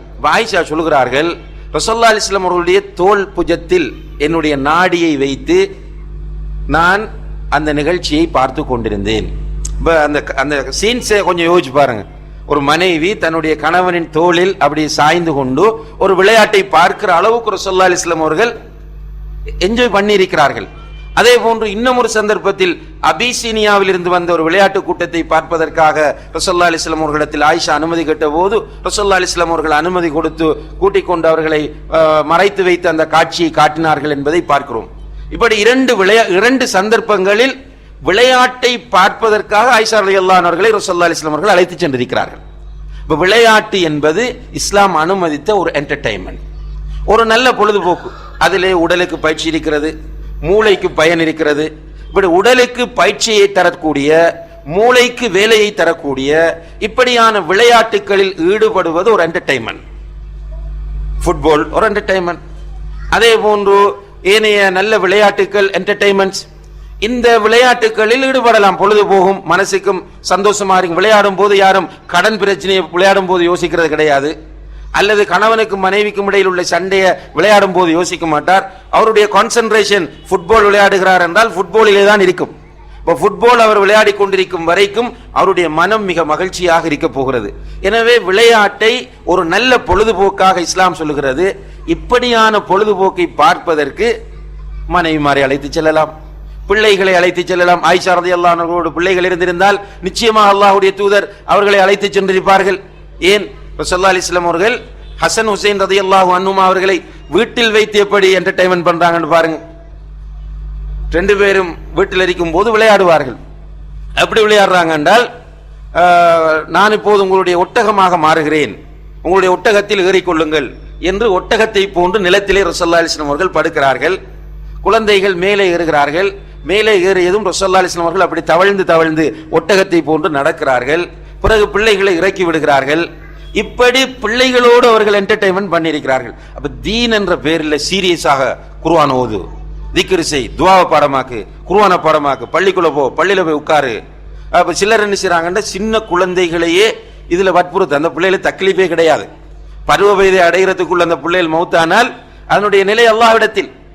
அவர்கள் பெரும்பாலான அறிஞர்களுடைய கருத்துப்படி அவர்கள் சொர்க்கவாசிகள். அப்படியான குழந்தைகளை போட்டு மார்க்கம் என்கிற பேரில் நிர்பந்திக்கிறவர்களையும் மிக கொடுமைப்படுத்துகிறவர்களையும் நாம் பார்க்கக்கூடியதாக இருக்கிறது. அப்ப குழந்தைகளோடு என்டர்டைன்மெண்ட் பண்றாங்க ரசூலுல்லாஹி அலைஹி வஸல்லம். ஒரு சஹாபி சொல்றார், ஒரு நாள் நான் அப்படி போய் கொண்டிருக்கும் போது ரசூலுல்லாஹி அலைஹி வஸல்லம் அவர்கள் ஒரு வாளியை வைத்து அந்த தண்ணீரை ஒது செய்தோ இதை செய்து கொண்டிருந்தார்கள். என்னை பார்த்ததும் வாயில் இருந்த நீரை என்னில் துப்பினார்கள். வாயில் உள்ள நீர் நஜிஸ் கிடையாது, அது யாருன்னு, அதுவும் குறிப்பாக நெருக்கமானவர்கள் என்ன பிரச்சனை இல்லை. இப்ப நம்ம குளித்துக் கொண்டிருக்கிறோம் ஸ்விம்மிங் பூல்ல, நம்மளோட குழந்தைகள் வரும்போது குழந்தைகளுக்கு அந்த தண்ணீரை துப்புறது தப்பு இல்லை. ரசூலுல்லாஹி அலைஹி வஸல்லம் எப்படி என்ஜாய் பண்ணிருக்கிறாங்கன்னு பாருங்க. அப்போ அந்த பிள்ளைகளுடைய மனதை சந்தோஷப்படுத்த வேண்டும் என்பதற்காக வேண்டி அவருடைய முகத்தில் துப்புகிறார்கள் என்பதை நாம் பார்க்கிறோம். அதே போன்று ஒரு சஹாபி, ஒரு சின்ன சஹாபி உமைர் அவருடைய பெயர். அந்த உமைர் என்கிற சஹாபி குருவி வளர்ப்பார், வீட்டிலே குருவி வளர்த்து கொண்டிருந்தார். அந்த குருவி செத்து விட்டது. செத்த செய்தி ரசூலுல்லாஹி அலைஹி வஸல்லம் அவர்களுக்கு கிடைத்தது. அப்ப அவர் வந்து இருக்கும் போது அல்லாஹ்வுடைய தூதர் கேட்கிறார்கள், யா உமைர் மா ஃபஅல பிக நுகைர். அந்த குருவியுடைய பேர் வந்து நுகைர் என்பது. என்ன நுகைருக்கு என்ன நடந்துட்டு என்று ரசூலுல்லாஹி அலைஹி வஸல்லம் அவர்கள் கேட்டு அவரை ஆறுதல் படுத்துகிறார்கள். இங்க எதை பார்க்கிறோம் என்றால், குருவி வளர்த்தல், பேர்ட்ஸ் வளர்ப்பது என்பது இஸ்லாம் அனுமதித்த ஒரு என்டர்டைன்மெண்ட் என்பது இதிலிருந்து நமக்கு புரிவதை நாம் காணக்கூடியதாக இருக்கிறது. அதே போன்று ரசூலுல்லாஹி அலைஹி வஸல்லம் அவர்கள் அன்னை ஆயிஷா ரலியல்லாஹு அன்ஹா அவர்களோடு 2 தடவைகள் ஓட்ட போட்டி வைத்திருக்கிறார்கள். ஒரு பயணம் போகும்போது வந்த சஹாபாக்களை சொல்றாங்க, நீங்க முன்னால போங்க, நானும் ஆயிஷாவும் பின்னால் வருகிறோம் என்று சொல்லியிருக்கிறார்கள். சொல்லிட்டு ஆயிஷா ரலியல்லாஹு அன்ஹா அவர்களை அழைத்துக் கொண்டு ஓடுகிறார்கள். 2 பேரும் ஓட்ட போட்டி வைக்கிறார்கள். முதல் தடவை ஆயிஷா முந்தினார்கள். 2வது முறை வைத்த போட்டியிலே ஆயிஷா தோற்று விட்டார்கள். ரசூலுல்லாஹி அலைஹி வஸல்லம் அவர்கள் சொன்னார்கள், அந்த சந்தர்ப்பத்தில் நீ வெற்றி அடைந்தாய், அதற்கு பதிலாக இன்று நான் வெற்றி அடைந்து விட்டேன் என்று நபி ஸல்லல்லாஹு அலைஹி வஸல்லம் அவர்கள் மகிழ்ச்சி அடைகிறார்கள். இப்ப இதுல 2 விஷயங்கள். ஒன்று, கணவன் மனைவியாக இப்படி ஓடி பொழுதுபோக்கலாம். ஓட்ட போட்டிகள் வைப்பது என்பது மார்க்கம் அனுமதித்த ஒரு நல்ல என்டர்டைன்மெண்ட் என்பதும் நமக்கு புரிகிறது. அதே போன்று ரசூலுல்லாஹி அலைஹி வஸல்லம் அவர்கள் இந்த மனைவிமாரோடு மிக சந்தோஷமாகவும் மகிழ்ச்சியாகவும் நேரங்களை கழித்திருக்கிறார்கள். அப்படி அவர்கள் கழித்த நேரங்களிலே பிரதானமானது, சில நேரங்களில் இரவு வேளைகளிலே அன்னை ஆயிஷா ரலியல்லாஹு அன்ஹா அவர்களை அழைத்து கொண்டு அப்படியே நடந்து போவாங்க. பேசி ஆயிஷா ரலியல்லாஹு அன்ஹா அவர்களை அழைத்து கொண்டு பேசியவர்களாக நடந்து கொண்டு போவார்கள். இப்ப கணவனும் மனைவியும் பேசி நடப்பது நல்ல ஒரு என்டர்டைன்மெண்ட். இப்ப இந்த என்டர்டைன்மெண்ட் எல்லாம் இப்ப இல்ல. இது உலகம் பேசுறவங்கள்ட்டையும் கிடையாது, தீன் பேசுறவங்கள்ட்டையும் கிடையாது. வீட்டுக்குள் நுழைந்தால் குடும்ப வாழ்க்கை என்பது ஒரு என்ன என்று புரியாத ஒரு நிலையை இன்று குடும்ப வாழ்க்கைகள் அடைந்திருக்கின்றன. ஏதோ ஒரு நிர்பந்தத்தில் வந்து நுழைந்த இடம் போன்று நிறைய பேர் குடும்ப வாழ்க்கையை நினைக்கிறார்கள். குழந்தைகளுக்கும் அந்த மகிழ்ச்சி இல்லாமல் போகிறது. சிலர் அப்படி குழந்தைகளை அழைத்து சென்றால் கூட போற இடங்கள்ல எல்லாம் சண்டை தான் போடுவாங்க. பொழுதுபோக்கு என்று அழைத்து கொண்டு செல்வார்கள், டூர் போவோம், சுற்றுலா செல்வோம் என்று அழைத்து செல்வார்கள். அப்படி அழைத்து செல்லும் போது வண்டியிலையும் சண்டை தான், போய் இறங்குற இடத்திலையும் சண்டை தான். இப்ப வீட்டுக்கு வந்து சேரும் போது என்டர்டைன்மெண்ட், இந்த பொழுதுபோக்குடைய நோக்கம் என்ன? கணவன் மனைவி குழந்தைகளுக்கு இடையில் அன்பு அதிகரித்து வர வேண்டும் என்பது. ஆனா வந்ததுக்கு பிறகு இன்னும் கொஞ்சம் இடைவேளை அதிகரித்திருக்கும். இடைவேளை வந்து கூடியிருக்கிற நிலையத்தான் நாம் பார்க்கிறோம். ஏனென்றால் இஸ்லாத்தை பற்றிய சரியான புரிந்துணர்வும் நம்பிக்கையும் இல்லாமைதான் இதற்கு அடிப்படை காரணமாக இருந்து கொண்டிருக்கிறது என்பதை நாம் எல்லோரும் புரிந்து கொள்ள வேண்டும். இப்ப பொழுதுபோக்குகளில் கணவன் மனைவி அழைத்து கொண்டு நடப்பது, அதே போன்று தூர பயணங்கள் போவது, கணவனும் மனைவியும் தூர பயணம் போவது. இப்ப ரசூலுல்லாஹி அலைஹி வஸல்லம் அவர்கள் எந்த ஒரு பயணம் போவதாக இருந்தாலும் யாராவது ஒரு மனைவியை அழைத்து கொண்டுதான் செல்வார்கள். எந்த ஒரு பயணம் போவதாக இருந்தாலும் யாராவது ஒரு மனைவியை அழைத்து கொண்டுதான் செல்வார்கள். இப்ப அழைக்கிறதுல கூட ஒரு என்டர்டைன்மெண்ட், ஒரு என்ஜாய். என்னது? சீட்டுக்குலுக்கி பேர் வருகிறவர்களை அழைப்பது. அது ஒரு சந்தோஷமாக இருக்கும், அது ஒரு த்ரில்லாக இருக்கும். அப்ப சீட்டுக்குலுக்கி அவர்களை அழைத்து செல்வார்கள் நீண்ட தூரம். யுத்தத்துக்கு போகும்போது என்னத்துக்கு மனைவி? ரசூலுல்லாஹி அலைஹி வஸல்லம் அவர்கள் அங்கே மிக முக்கியமான செய்தியை நமக்கு சொல்கிறார்கள். மனைவி கூட இருந்தால் அது ஒரு பெரிய ஆறுதலாக இருக்கும், ஒரு சந்தோஷமாக இருக்கும். இப்ப இதிலிருந்து சீரியஸான பயணங்களுக்கு போகும்போதே மனைவிமாரை அழைத்து சென்றால், சும்மா சாதாரண பிசினஸ் பயணங்கள் அல்லது ஃபேமிலி பயணங்கள், இதுக்கு மிம்பாபி அவுலா மனைவிமாரை அழைத்து செல்ல வேண்டும். தாவா பயணங்களாக இருந்தாலும் மனைவிமாரை அழைத்து செல்வது சிறந்தது என்பதை நபிகள் நாயகம் ஸல்லல்லாஹு அலைஹி வஸல்லம் அவர்கள் இங்கே நமக்கு காண்பிக்கிறார்கள். இதில் என்னென்றால் நிறைய உண்மைகள் இருக்கின்றன. மனைவி அழைத்து செல்வதில் நிறைய விஷயங்கள் இருக்கின்றன. அதிலே மிக பிரதானமான ஒன்றுதான், நம்முடைய மனைவி நமக்கு ஒரு நல்ல ஆலோசகராக இருப்பார். அதுக்குரிய மாதிரி பெண்கள் தங்களை மாற்றிக்கொள்ள வேண்டும். நல்ல ஒரு ஆலோசகராக பெண் தன்னை மாற்ற வேண்டும். அதற்குரிய முறையில் தன்னுடைய பக்குவத்தை வளர்த்து கொள்ள வேண்டும், அறிவை வளர்க்க வேண்டும். ஒரு கணவன் நல்ல பிசினஸ்மேன் என்றால் அவரோடு போகும்போது அதற்குரிய அட்வைஸ் பண்ணக்கூடிய அளவுக்கு தன்னுடைய திறமையை வளர்க்க வேண்டும். கணவன் ஒரு ஆலிமாக இருந்தால் அதற்குரிய முறையில் அவருக்கு நல்ல அட்வைஸ் பண்றதுக்குரிய நிலையை நம்மிடத்தில் உருவாக்கி கொள்ள வேண்டும். அந்த ஈக்குவலாக வராவிட்டால் கூட ஒரு அளவு அதற்கு எலிஜிபிளானவர்களாக தங்களை மாற்றிக்கொள்ள வேண்டிய தேவை பெண்களுக்கு இருக்கிறது. ஸல்லல்லாஹு அலைஹி வஸல்லம் அவர்கள் ஹுதைபியா உடன்படிக்கையின் போது அந்த பயணம் போகும்போது உம்ராவுக்கு செல்லுகிற நேரத்தில் உம்மு சலமா ரலியல்லாஹு அன்ஹா அவர்களை அழைத்து சென்றார்கள். அங்க திரும்பி வார வழியில தான் ஹுதைபியா, அதாவது உம்ரா முடிக்காமல் ஹுதைபியாவில் வைத்து திரும்ப வேண்டிய நிலை ஏற்படுகிறது. அப்ப அந்த ஹுதைபியாவில் நடந்த அந்த இன்சிடென்ட், அதாவது மக்கா காபிர்களோடு செய்து கொண்ட ஒப்பந்தம், அதில் அல்லாஹ்வுடைய தூதர் கையெழுத்திட்டது, சஹாபாக்கள் அதை ஜீரணிக்க முடியாமல் இருந்த நிலை.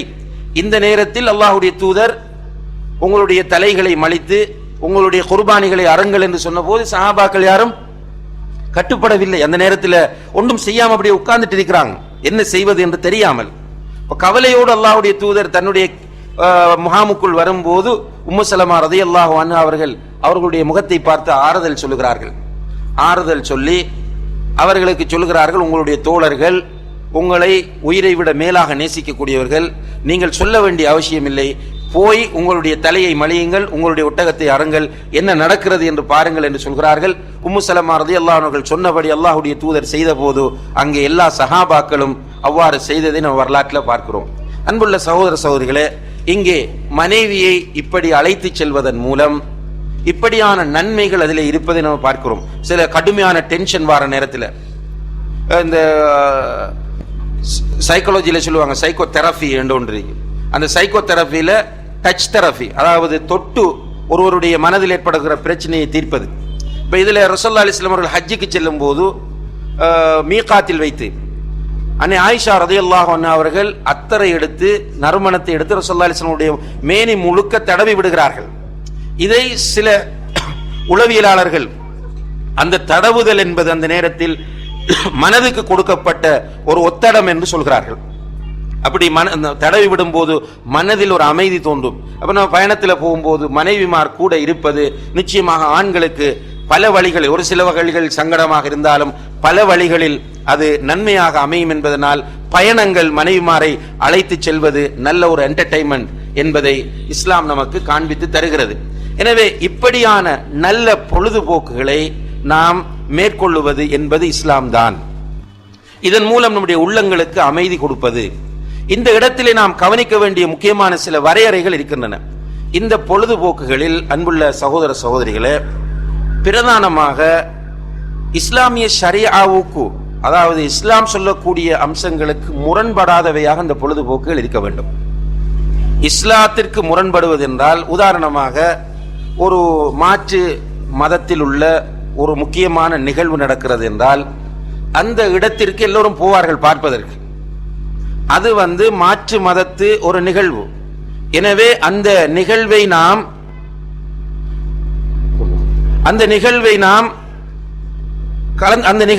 கலந்து கொள்ளக்கூடாது. அந்த நிகழ்வை நாம் புறக்கணிக்க வேண்டும். அங்கு பொழுதுபோக்கு என்று சொல்லி நம்முடைய மனைவியை, குழந்தைகளை அழைத்து செல்வது கூடாது. என்றால் பாவத்திற்கு துணை போவதாக அது அமையும். அதே போன்றுதான் இஸ்லாத்தின் பெயரால் நடக்கக்கூடிய ஷிர்கான களியாட்டங்கள், ஷிர்கான நிகழ்ச்சிகள் போன்றவைகளுக்கும் நாம் மிக கவனமாக இருந்து கொள்ள வேண்டும். அந்த இடங்கள் நமக்கு என்டர்டைன்மெண்ட்டுக்குரிய இடம் கிடையாது, பொழுதுபோக்குவதற்குரிய இடம் கிடையாது.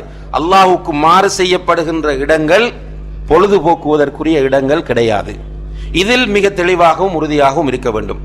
அதே போன்று நம்முடைய பொழுதுபோக்குகளில் அல்லாஹ்வுடைய சட்டங்கள் மீறப்படக்கூடாது. அல்லாஹ்வுடைய சட்டங்கள் மீறப்படுவது என்று சொன்னால் அந்த சட்டங்களை, அல்லாஹ்வுடைய சட்டங்கள் மீறப்படுவது என்று சொன்னால் அந்த அல்லாஹ் தஆலா நமக்கு தொழுகையை கடமையாக்கி இருப்பான். அந்த தொழுகையை உரிய நேரத்தில் நிறைவேற்றுவதற்கு தடையான பொழுதுபோக்குகள் கூடாது. இப்ப பயணத்தில் இருக்கிறோம் என்றால் ஜம்ஆ செய்யலாம், கஸ்ர் செய்யலாம், தொழுகையை சுருக்கி சேர்த்து தொழலாம். ஆனா அதற்காக வேண்டி இப்ப ஒரு பொழுதுபோக்கு போற, அசருக்கு அப்புறம் போறோம், மகரிப் கிடைக்காது என்று சொன்னால், இப்ப உதாரணமா சென்னைக்குள்ளே நடக்குது என்று சொன்னால், அந்த நேரத்தில் தொழுகை தவறி போகுமாக இருந்தால் அந்த என்டர்டைன்மெண்ட் கூடாது. அல்லது தொழுகைக்கு முன்னால் வெளியேறிவிட முடியும் என்றால் அது அனுமதிக்கப்பட்டதாகும். எனவே இஸ்லாமிய என்டர்டைன்மெண்ட்ஸ் என்பது, பொழுதுபோக்குகள் என்பது இஸ்லாமிய வரையறைகளுக்குள் உட்பட்டதாக இருக்க வேண்டும். இஸ்லாம் தடுத்தவைகள் அந்த பொழுதுபோக்குக்குள் வரக்கூடாது. இஸ்லாம் ஏவியவைகள் அந்த பொழுதுபோக்குகளின் மூலம் விடப்படக்கூடாது. இந்த அமைப்பில் நம்முடைய பொழுதுபோக்குகளை நாம் அமைத்துக் கொள்கிற நேரத்தில் நிச்சயமாக நம்முடைய பொழுதுகளை நல்ல முறையில் நாம் கழிக்க முடியும். எனவே அன்புள்ள சகோதர சகோதரிகளே, இந்த இஸ்லாத்தை சீரியஸாக எடுத்துக்கொண்டு வாழ்க்கையில் எந்த ஒரு என்டர்டைன்மெண்ட்டும் இல்லாமல் இருப்பதும் தவறானது. வாழ்க்கையே முழுக்க என்டர்டைன்மெண்ட் என்று சொல்லி ஜாஹிலியத்திலும் ஹராத்திலும் நேரத்தை கழிப்பதும் மிக பெரும் பாவமாக இருந்து கொண்டிருக்கிறது. இவை இரண்டுக்கு மத்தியில் கடமைகளையும் அல்லாஹுடைய போதனைகளையும் பேணி நல்ல மனதுக்கு மகிழ்ச்சி தரக்கூடிய காரியங்களில் நம்முடைய பொழுதுகளை குடும்பத்தோடும் நண்பர்களோடும் சேர்ந்து கழிப்பதில் எந்த விதமான தடையும் மார்க்கத்தில் இல்லை. எல்லாம் வல்ல அல்லாஹு தஆலா இஸ்லாத்தை சரியாக புரிந்து அதன் அடிப்படையில் வாழ்ந்து நல்லவர்களாக மரணிக்க நம் அனைவருக்கும் தௌஃபீக் செய்வானாக. வ ஆகிரு தஅவானா அனில் ஹம்துலில்லாஹி ரப்பில் ஆலமீன். வஸ்ஸலாமு அலைக்கும் வரஹ்மத்துல்லாஹி வபரகாத்துஹு.